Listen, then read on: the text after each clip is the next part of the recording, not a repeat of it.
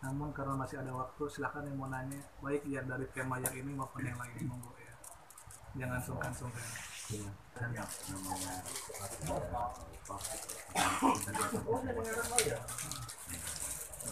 masalah yang dalam kehidupan kita misalnya ada orang datang tapi kita bisa merasakan apa yang orang rasakan, terus saat kita pergi kemana-mana kalau orang itu kita juga bisa merasakan, terus walaupun kita tidak sebutkan kita merasakan apa yang mereka rasakan, kesedihannya, apa yang dia butuhkan, kita bisa merasakannya, kita juga ingin membantu. Nah itu masuk kategori apa? Apakah itu miskin atau apa itu? Begitu. Ya. Saya merasakan Oh iya. Kan di lapisan rohani kita itu banyak ya. Ada latifah, ada cakra, ada aura, ada portal gaib, ada korin, ada sukma, ada ruh, ada nafsu, ada sahwat, ada hati, banyak ya. Beraneka ragam. Ini belum semuanya. Tapi karena waktu, insya Allah kita ada kesempatan. Banyak sebetulnya, masih banyak kalau dibahas. Cuman kita sengaja langsung singkat-singkat. Nah, apa yang kita rasakan terhadap apa yang mereka rasakan itu namanya cakra. Nah, itu mainnya ke cakra. Jadi gini, kepekaan kita terhadap seseorang itu menunjukkan barometer kecakraan kita. Nah, tadi kan cakra kan lingkaran, pusaran energi. Saking besarnya energi kita, apalagi kalau misalkan energi cakra yang di dada ini nyala, itu kan tadi di antara esensinya peduli, kasih sayang. Nah, ketika misalkan Gus Adi melihat seseorang si A atau si B misalkan, padahal kita misalkan baru lihat doang ya, nggak tahu rohaninya, cuman kok gerakan. Nah, kepekaan cakra kita sampai ke sana, sampai tembus ke sana, karena tadi kan cakra itu antara gini, putaran dia antara menyedot sama mengeluarkan. Ibaratnya dia narik terus mengeluarkan, memasukkan, mengeluarkan. Kayak gitu ya. Biasa kalau di jam segini ya, kayak gitu gampang. Mau pulang soalnya mau pulang seperti itu. Beda lagi tuh antara memasukkan dan mengeluarkan. Masukin dulu, pertahankan di situ, jadi akumulasi energi, keluarin kayak gitu. Makanya tahan dulu sekian menit. Nah itu namanya akumulasi energi.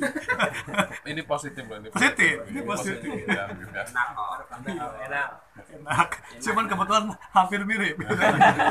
Tapi ini positif ya. Kayak gitu tuh gambarannya cakra itu. Dia kan ini dulu, masukin dulu, sedot dulu energi. Karena energi kan dari dua hal, dari luar, dari semesta, sama dari sendiri. Tarik sudah tuh, kebaca sama kita. Oh ini orang lagi sedih. Kita sudah tuh, ke cakra kita. Terus kita olah di sini, muter. Setelah cakra kita muter, timbul lah main kantong.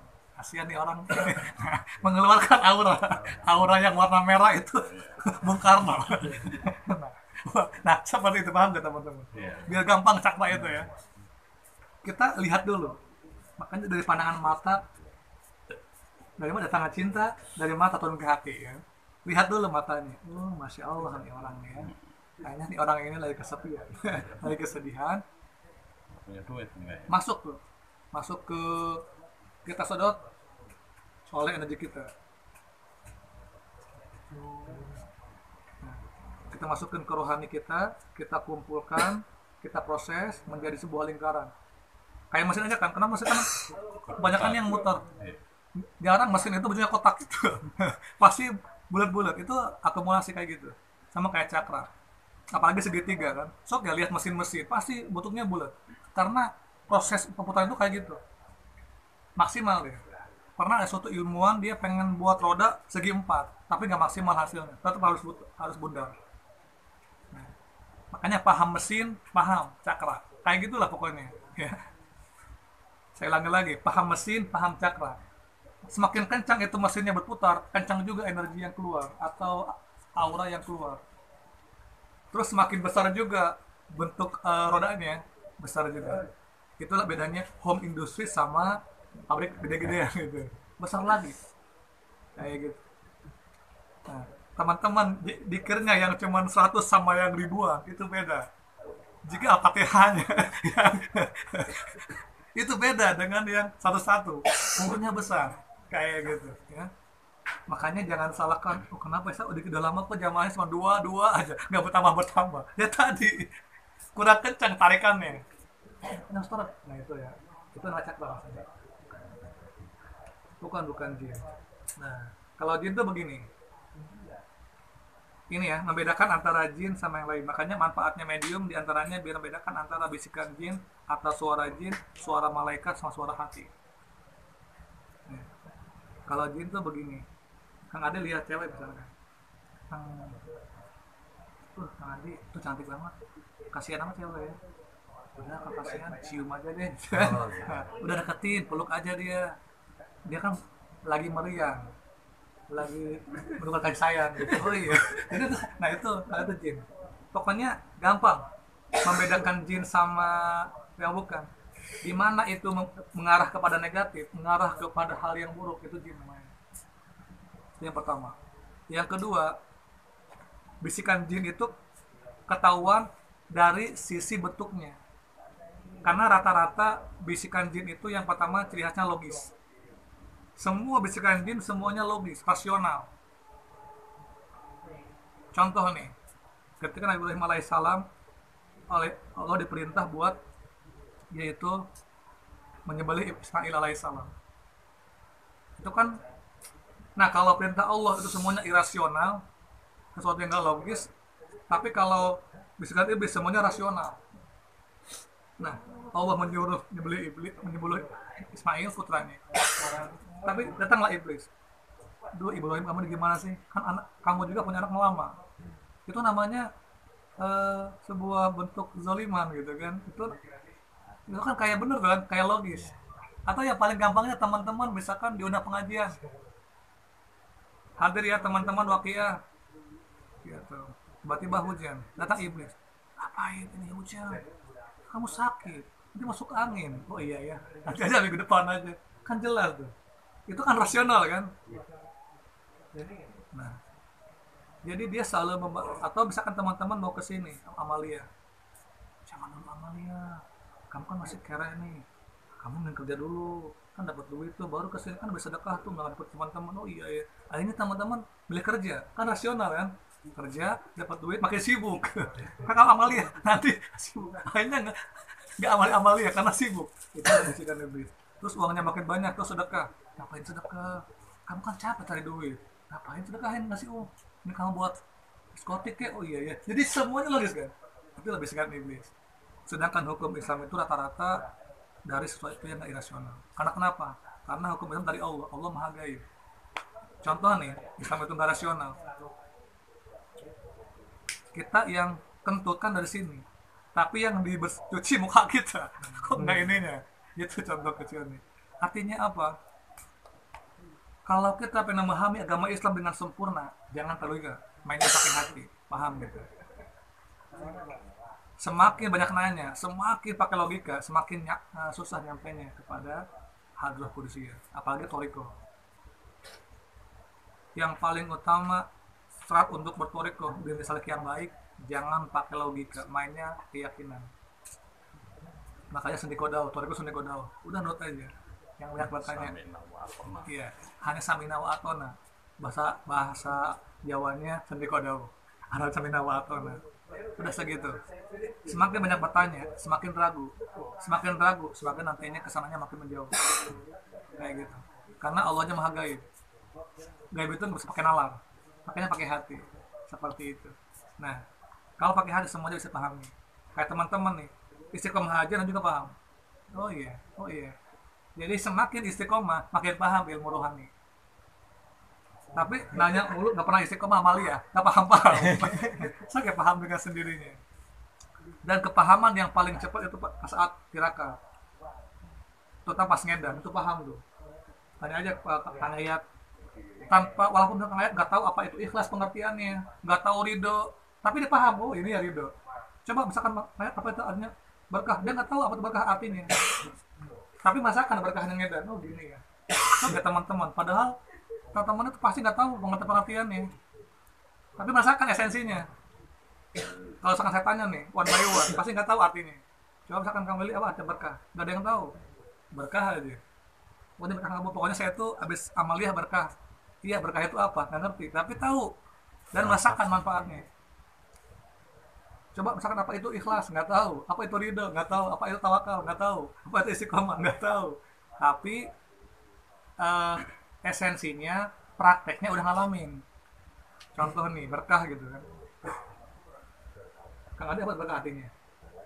Tahu nggak berkah apa artinya? Berkah itu artinya terus menerus manfaat. Ya, kayak gitu bisa. Pak Willy apa itu berkah? Manfaatnya lebih banyak. Banyak. Iya, bukan Biasa hanya kopas kita. aja ya. Iya. Kita kan hanya kopas aja. Baik nih saya bahas nih ya, karena ini kata-kata ini sering terjadi di kita. Berkah ya, berkah dunia akhirat mas, berkah. Biasanya kalau berkah itu pas habis sedekah. Iya, berkah-berkah ya. Nih, berkah itu secara syariatnya tazdidul khair atau tazdidul hasanah, tambah-tambah kebaikan. Itu namanya berkah secara pengertian syariatnya.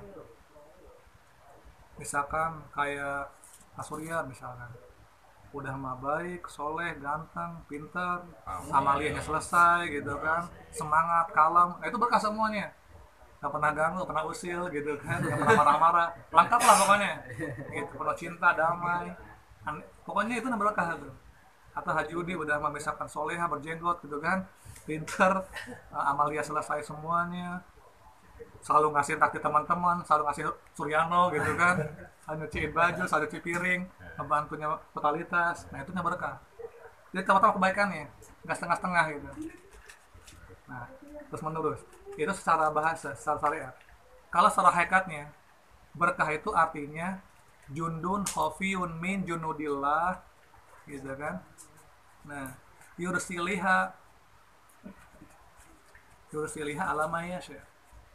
Itu berkah, pengertian secara hakikatnya. Jadi kalau bahasa kitanya, berkah itu adalah tentara gaibnya Allah, dari tentara Allah yang Allah kirimkan, yang Allah masukkan kepada hamba-hambanya Allah kehendaki. Jika tentara gaibnya Allah ini datangnya ke anak kecil, maka anak itu akan jadi soleh, nurut, nggak suka main handphone, paling sukanya cuman main itu aja, atau aja gitu, hanya lato, nggak suka main handphone, nurut ke orang tuanya, nggak pernah ngelawan. Nah itu berarti anak yang berkah. Kalau tentara gaib Allah ini datangnya ke seorang yang kaya raya, dia akan senang berbagi, dia akan terus sedekah ke majelis. Misalkan, wah ini sedekah buat milad, langsung sedekah. Wah ini buat Isra Milad, langsung sekali sedekah 2 juta, 3 juta. Nah itu berarti berkah tuh orang itu. Berarti berkah hartanya. Nah terus kalau misalkan tentara gaib Allah ini datangnya ke seorang suami, dia itu akan sayang ke istrinya, nggak pernah mau selingkuh, apalagi sampai 3 istri gitu kan. Kayak jamaah jambi. Enggak, itu jamaah sama tapi ya. Ujung sama, ujung iya. Kayak gitu. Nah terus kalau misalkan tentara gaib Allah ini datangnya kepada seorang istri, dia akan taat ke suaminya, nurut kepada suaminya. Misalkan yang mau amaliah ya silahkan monggo sampai selesai, jangan pulang-pulang. Nah itu namanya istri yang berkah. istri yang berkah. Zaman Tapi bulanannya jangan lupa. enggak, dia mah nggak ada tapi. Nggak ada Orang tapi. soleh mah nggak ada tapi, nggak ada alasan. Berkah ya nggak ada tapi-tapi. Kalau tapi-tapian monggo. Belum berarti. Belum berkah. Paham ya sampai sekarang ya? Itu namanya berkah. Kalau misalkan nggak boleh, pokoknya nggak boleh. Pokoknya nanti siapa nih yang ngurusin anak? Nanti siapa nih kucing kita yang ngurusin? Nanti siapa rumah? Udah itu berarti sih nggak berkah. Susah. Nah, terus yang ketiga, kalau misalkan tentara gaib Allah ini datangnya ke pejabat, Dia tidak akan korupsi, dia akan sayang ke rakyatnya, dia akan cinta ke rakyatnya, ya, dia akan belusukan ke rakyatnya, dia akan berbagi menolong. Seperti saya Umar bin Khattab, nggak pernah tidur beliau, karena nggak tenang, takutnya ada warganya yang kelaparan, makanya keliling terus tuh. Sayyidina Umar bin Khattab itulah contoh pemimpin yang berkah. Ikuti Sayyidina Umar bin Khattab. Ya. Berikutnya, kalau orang baru tanya ke koordinator majelis, ini yang senyum nih, kayaknya yang kena ya. Kalau datangnya ke koordinator majelis, dia tidak akan galak, dia tidak akan kasar, dia tidak akan dikit-dikit, oh kamu ada iblisnya. Heran, dikit-dikit ada iblisnya, senang banget sih bilang ada iblisnya. Udah kamu keluar, saya pusing nih ada kamu, ada energi negatifnya. Ya, ya udah lo kalau emang kayak gitu jangan buat majelis, tutup aja majelisnya. Nah, rangkul. Terus, ayo yang mau hadir harus bayar dulu ke saya. Jadi dipelotin jamaahnya sama koordinator. Galak. Pak saya mau amalia, jangan dulu, saya juga belum. Ada tuh yang kayak gitu koordinator. Iya terserah lah. Ini mah mentang-mentang dia belum, nggak boleh sama dia. Nggak boleh kamu amalia. Saya juga belum. Nanti aja kalau saya udah. Ya, harusnya seneng lah jamaah duluan. Nggak mau di belakangan gitu kan. Aneh-aneh lah. Koordinator kita. Ya terserah dia lah. Kalau emang dia ada kesempatan ya izinkan. Ada yang nggak boleh diizinkan sama dia. Nah itu berarti koordinator kayak gitu nggak berkah. Karena kalau misalkan berkah itu cirinya dia itu totalitas urus jamaahnya, baik, sayang. Kalau ada begitu jamaahnya datang langsung tuh dia keluarin tuh Suryono nih, ayo rokok dulu semuanya. Wah ditraktir sama dia, ayo nih butuh apa? Gue saya pengen rokok, saya pengen bakso, dikasih sama dia, layanin, lengkapin fasilitas majelisnya. Bu saya mau ke majelis nih, mau ke pusat, siap, paket mobil saya, keren kan gitu, dijemput atau dijemput. Itu namanya koordinator yang baik. Tinggal dikit-dikit dimarahin sama dia. Kamu udah belum amaliannya? Belum. Kamu di mana sih? Ya terserah dia. Akhirnya bubar jamaahnya. Ya. Terus yang terakhir yang paling utama nih. Jika ini tentara gaib datangnya ke seorang salib, ke kita semua, gitu. Yang pertama tidak akan pakai sedarnya orang lain.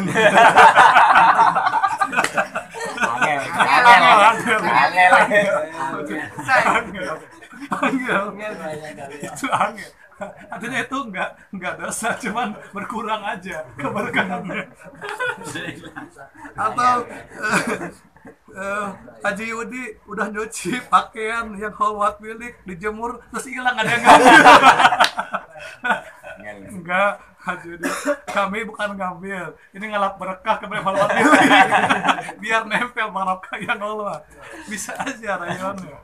Bilang aja kamu suka baca bagus. Aduh, ada yang kayak gitu. Kata emang saya sengaja pengen yang bagus, beli bajunya, ambil sekali. Mungkin dia ngefans. Aduh, ya, gitu. Nah, alhamdulillah, karena ini malam terakhir saya, artinya selesai kholwat bilik yang satu. Alhamdulillah. Berkah doa dari semuanya, dan insya Allah besok pagi saya mau langsung pulang, gitu ya. Mohon doanya semoga saya dapat istiqomah dari guru kita, Mayai, dan manfaat apa yang saya sampaikan ke sedulur ataupun dimanapun saya berada, berkah sehingga banyak orang merasakan oase dari kesejukan ilmu dari Al-Fakir yang bodoh ini. Dan saya semoga bisa mengimplementasikan esensi daripada Allah dan semua amalia-amalia yang lain.